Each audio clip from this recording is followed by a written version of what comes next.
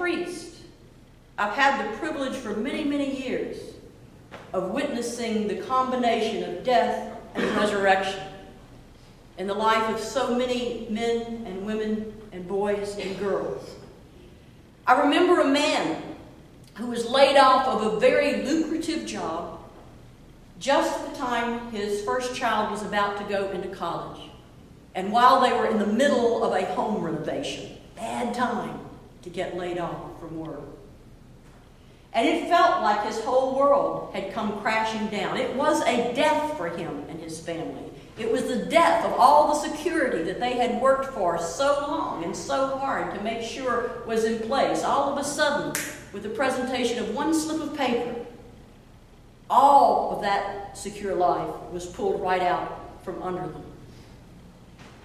But I also witnessed over the years how somehow they managed to make it through. How he went back to school and became a counselor. And how years later he found more joy in counseling than he ever had found when he had that lucrative job. Death and resurrection. I remember a woman who was so happy on her wedding day. She just beamed. Light. When she walked into the room, it was light. But I remember how it was only a year later that she came to me in tears because the husband, who had been such a gentleman before they married, turned out to be a raging, violent, abusive alcoholic. Somehow he had managed to hide that from her. She experienced such a betrayal in that. She experienced a death. It was a death of trust. It was a death of self-esteem. It was a death of general well-being, which took years of therapy and finally a divorce to heal from. But healing did come. And many years later, I participated in her wedding to a wonderful man with whom she has built a joy-filled life. Death and resurrection. I'm sure you could tell your own stories if you just stopped a minute to think about it. I know how in my own life there have been many, many different kinds of endings. They come for all of us, and they come in different ways.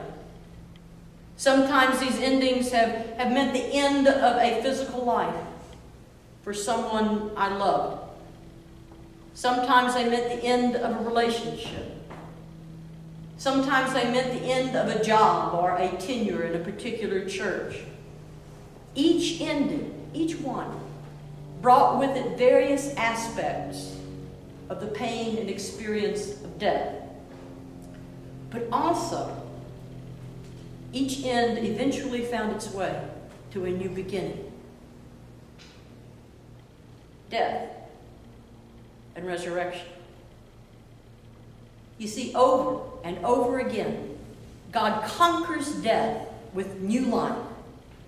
And if we even begin to trust just a little bit, just even a tiny crackle bit in this kind of transformation, if we begin to trust just that bit, that every single day God is transforming death to life for us and for those around us, if we just begin to trust Him, we will begin to see resurrection in our midst. We'll begin to see that resurrection happens every time a person who has been cast down is lifted up. We will begin to see that resurrection happens every time a person who sits in darkness begins to see even a glimmer of light.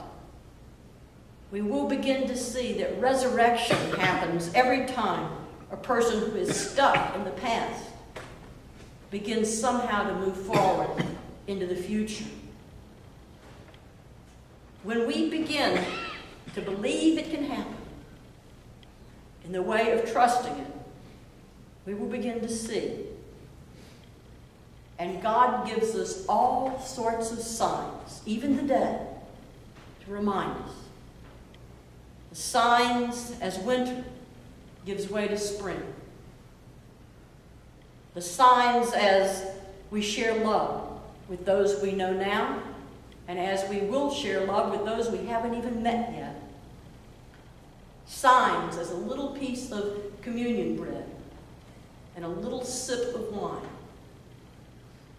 can become for us the way that we encounter and are filled with the enormity of Christ's Spirit and life and love. Yes, believing is seeing.